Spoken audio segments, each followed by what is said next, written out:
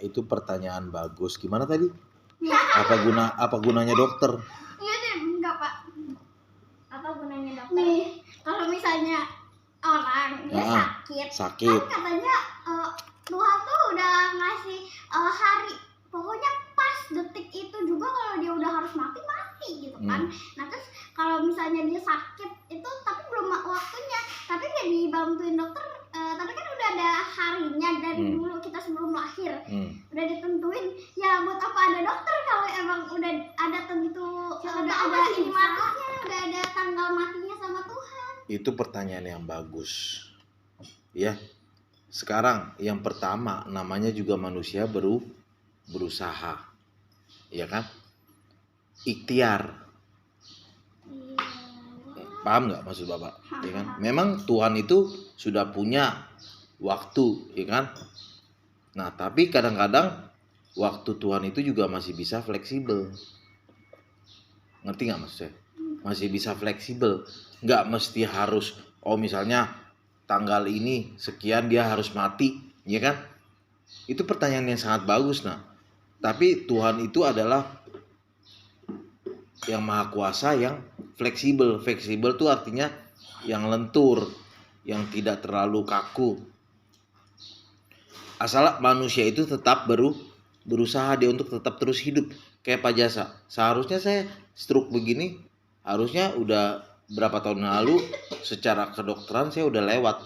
Ngerti gak lewat? Pass away, meninggal dunia. Tapi apa? Karena saya berusaha terus, saya memperjuangkan hidup saya untuk saya tetap terus hidup. Jadi kadang-kadang rencana Tuhan itu juga bisa tertunda, ya, oleh usaha manusia itu sendiri. Kecuali kalau, tapi manusia juga bisa menggagalkan rencana Tuhan. Misalnya sudah ditentukan dia tanggal matinya ini, tapi manusia itu bunuh diri, ya kan?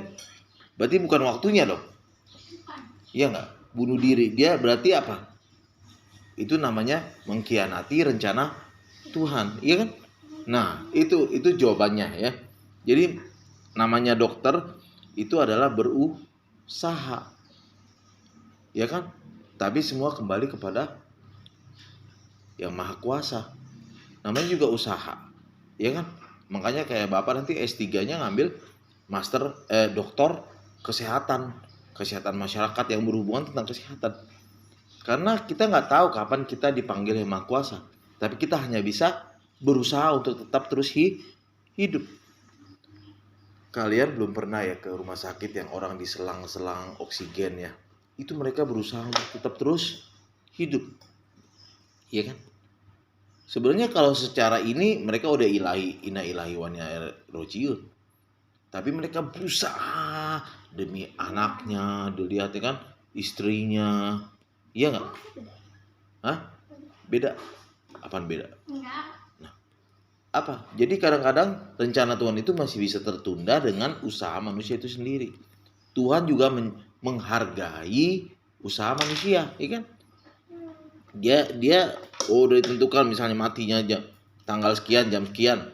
Tapi dia menghargai juga melihat usaha manusia itu sendiri. Oh, ternyata dia ada semangat untuk hidup. Oh, nantilah saya tambahkan lagi 1 tahun lagi misalnya hidupnya, ya, atau 10 tahun lagi. Ya kan kita nggak tahu, ya nggak? Kita nggak bisa menyelami membaca. Tambah 1 detik lagi gimana, Pak? Pikirannya Allah tuh kita nggak bisa tebak, ya kan? Iya nggak? Emang ada yang bisa menyelami pikirannya Allah, Tuhan? Nggak ada. Malaikat aja nggak bisa. Iya nggak? Paham ya Bapak? Jadi pertanyaannya itu bagus tadi. Jadi manusia hanya bisa berusaha. Kayak kita belajar berusaha, iya kan?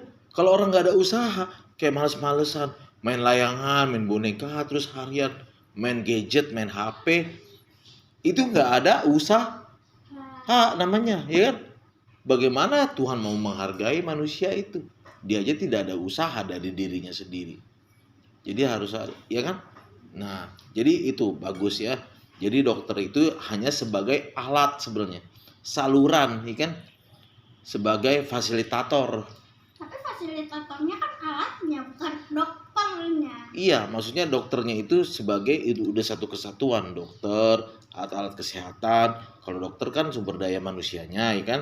Kalau yang alat-alat itu kan yang apanya, toolsnya ya. Nah, jadi itu satu paket.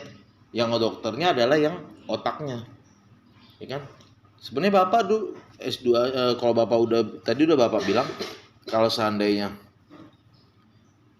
saya masih bisa secara umur, saya mau kuliah kedokteran lagi. Saya mau bikin apa? Rumah sakit gratis untuk orang-orang yang benar-benar tidak mampu, fakir miskin, anak yatim dan semua. Ya. Sekarang aja Bapak insya Allah kalau menang. Pak, obat kanker. Kanker ada. Ini saya sedang menyelidiki, membuat penelitian. Ya. Itu dari anak-anak opsi SMA, kompetisi olimpiade penelitian siswa Indonesia yang saya bina ya. Itu ada anak yang dia dari Bali ya, itu menang. Dia membuat salah satu, bukan dikatakan obat sih, untuk mengurangi. Iya, mengurangi. Kita nggak bisa mengobati, nggak ada yang bisa menjamin, iya nggak? Tapi kita bisa mengurangi sakit itu. Dokter aja nggak bisa menjamin, oh pasti sembuh, ada nggak? Belum tentu, iya nggak? Tapi hanya bisa ikhtiar, sama kayak kita belajar, kita ikhtiar, ya. Daripada anak-anak yang nggak jelas hidupnya, ya kan? Itu mau kemana, iya nggak? Iya nggak, arahnya mau kemana? Itu yang di jalan-jalan itu ngomong-ngomong jorok apa, maaf ya kan, ngomong kebun binatang semua, itu mau kemana coba arahnya? Masih anak-anak SD seperti kalian, nggak yang cowoknya, yang ceweknya. Itu saya rasa sedih ya, sedih. Belajar enggak, cuman main-main, nanti ujungnya jadi apa? Pencuri, ya nggak, nyolong, maling, ya kan. Nanti kalau ketahuan nggak bisa dihukum karena anak di bawah umur. Tapi kenapa? Karena pergaulan yang sudah salah. Gitu. Ya, oke, baiklah, itu hanya sekedar wejangan ya. Tadi pertanyaan apa jawaban untuk Kia? Semoga gimana jawabannya? Puas nggak? Ngerti maksudnya? Hah? Ya. Oke, kita akan